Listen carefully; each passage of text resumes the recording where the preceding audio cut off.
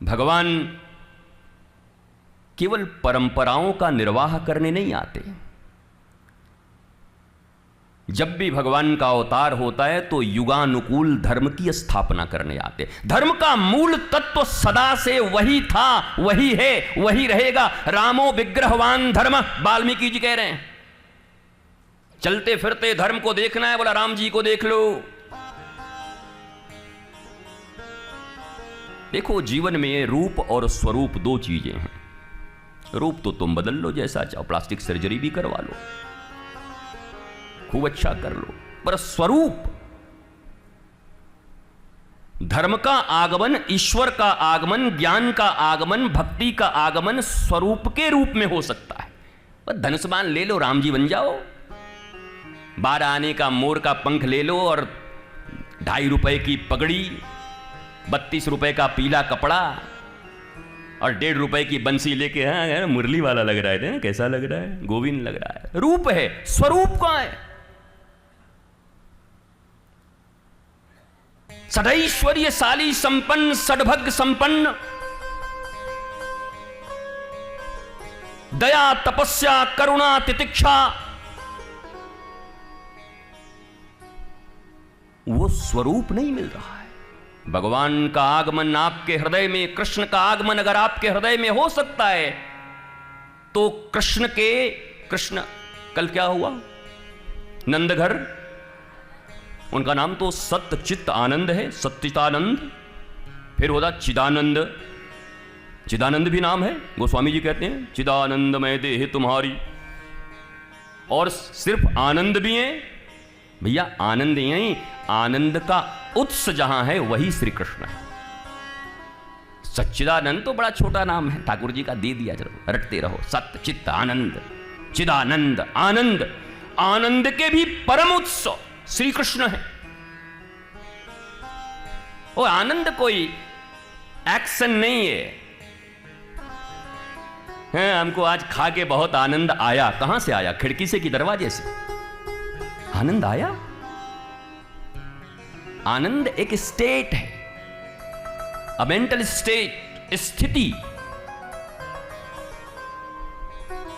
सुख दुख आने जाने वाले हैं, पर आनंद व्यक्ति के जीवन में एक ऐसा स्टेट है जो कभी जाता नहीं।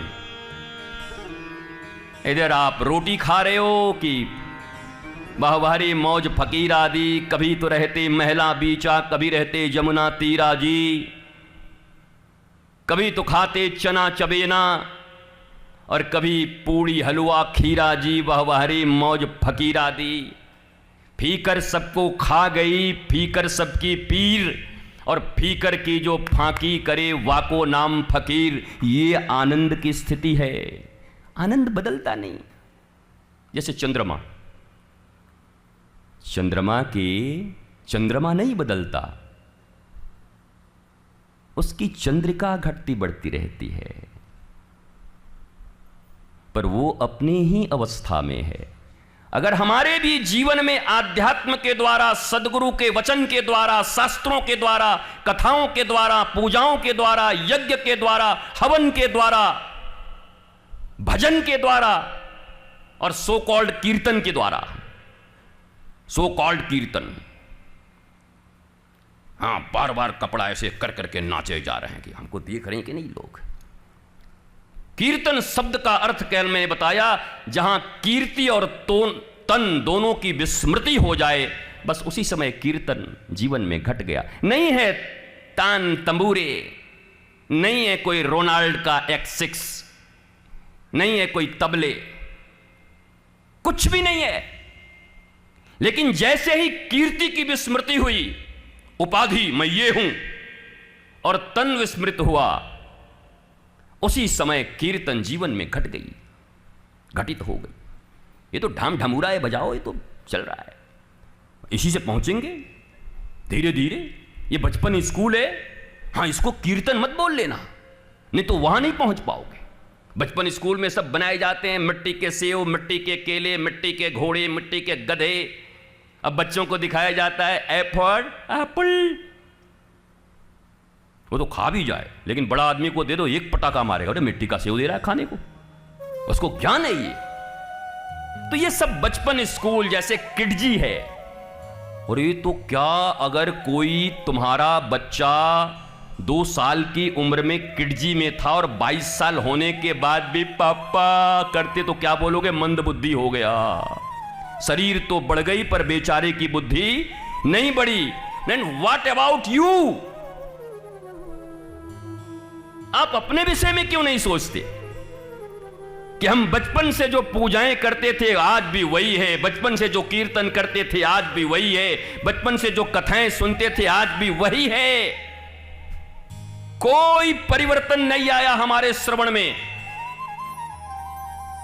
हमारी स्थिति जहां की तहां है, जैसे थे वैसे ही। तो आप कैसे कह सकते हैं कि आध्यात्मिक जगत में आपकी प्रगति हो रही है?